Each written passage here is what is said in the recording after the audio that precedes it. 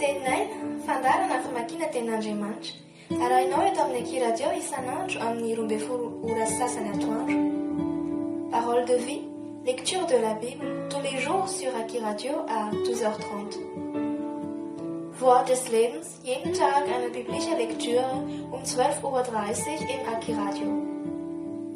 Iarahanao amin'ny rahavavy aina.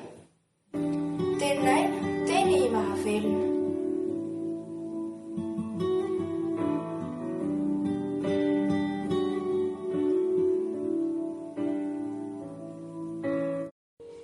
Ny filazantsara nosoratan'i Matio toko 7:20. Ny nitsanganan'i Jesosy tamin'ny maty sy ny sehoany tamin'ny mpianany, amin'ny anaran'i Jesosy. Ary tamin'ny aliny sabata, raha vao nazava ratsy ny andro voalohany amin'ny herinandro, dia avy nizahan'ny fasiny Maria Magdalena sy ilay Maria anankiray. Ary indro nisy horohoro-tany mafy, fa nisy anjelin'ny tompo nidina avy tany an-danitra, dia nakeo ka nanakotiny vato, dia nipetraka teo amboniny. Ary ny fijery azy dia tahaka ny elatra, ary ny fitafiny fotsy tahaka ny oram-panala, ary ny mpiambina ny vadimpono ny fahatahorana azy ka tonga tahaka ny maty. Ary ny anjely namaly ka nilaza tamin'ny vehivavy hoe, aza matahotra ianareo, fa fantatro fa Jesosy, izay efa nombona tamin'ny hazo fijaliana no tadiavinareo. Tsy ato izy, fa efa nitsangana araka izay nolazainy. Avika jereo, fa tao no nandrin'ny tompo. Ary mandeha nafaingana, ka lazao amin'ny mpianany fa efa nitsangana tamin'ny maty izy, ary indro melohanareo any Galilea izy, any no ahitanareo azy.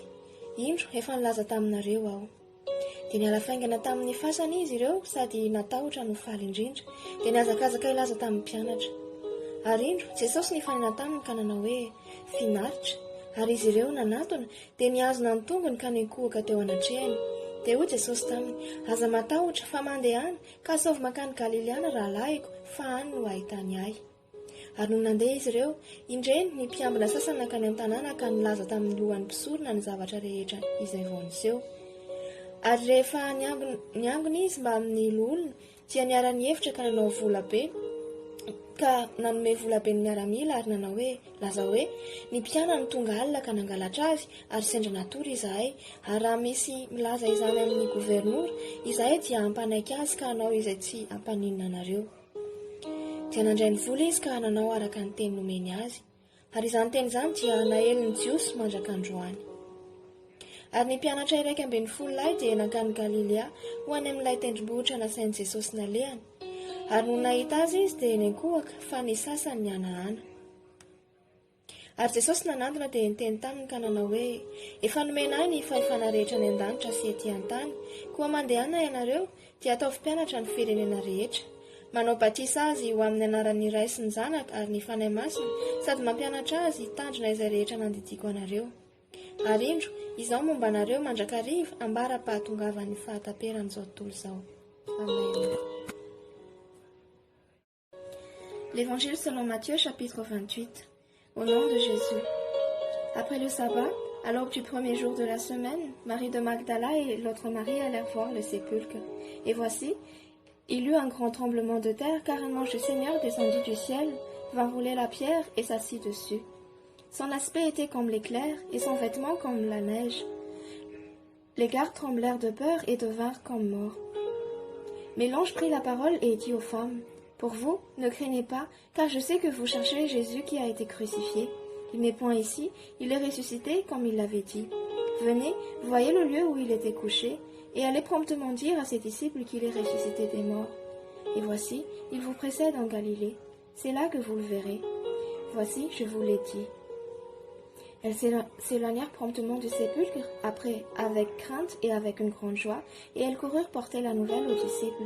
Et voici, Jésus vint à la rencontre et dit, « Je vous salue. » Elles s'approchèrent pour saisir ses pieds, et elles se prosternèrent devant lui. Alors Jésus leur dit, « Ne craignez pas, allez dire à mes frères de se rendre en Galilée, c'est là qu'ils me verront. » Pendant qu'elles étaient en chemin, quelques-uns de la garde entrèrent dans la ville et annoncèrent aux principaux sacrificateurs tout ce qui était arrivé. Ceux-ci, après s'être assemblés avec les anciens et avoir tenu conseil, donnèrent aux soldats une forte somme d'argent, en disant, « Dites, ces disciples sont venus de nuit le dérober pendant que nous dormions. Et si le gouverneur l'apprend, nous l'apaiserons et nous vous tirerons de peine. » Les soldats prirent l'argent et suivirent les instructions qui leur furent données. Et ce bruit s'est répandu parmi les Juifs jusqu'à ce jour. Les 11 disciples allèrent en Galilée sur la montagne que Jésus leur avait désignée. Quand ils le virent, ils se prosternèrent devant lui. Mais quelques-uns eurent des doutes. Jésus, s'étant approché, leur parla ainsi. « Tout pouvoir m'a été donné dans le ciel et sur la terre. Allez, faites de toutes les nations des disciples, les baptisant au nom du Père, du Fils et du Saint-Esprit, et enseignez-leur à observer tout ce que je vous ai prescrit.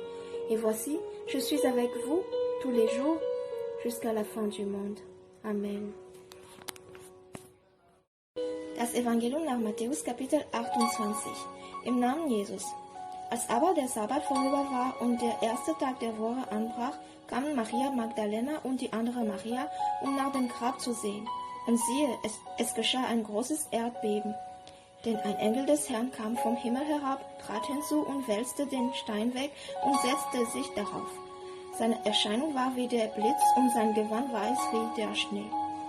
Sie waren aber erbebten aus Furcht vor ihm und wurden, als wären sie tot. Aber der Engel sprach zu den Frauen: Fürchtet euch nicht, ich weiß, dass ihr Jesus den Gekreuzigten sucht. Er ist nicht hier, er ist auferstanden, wie er gesagt hat. Kommt und seht die Stätte, wo er gelegen hat, und geht eilends hin und sagt seinen Jüngern, er ist auferstanden von den Toten.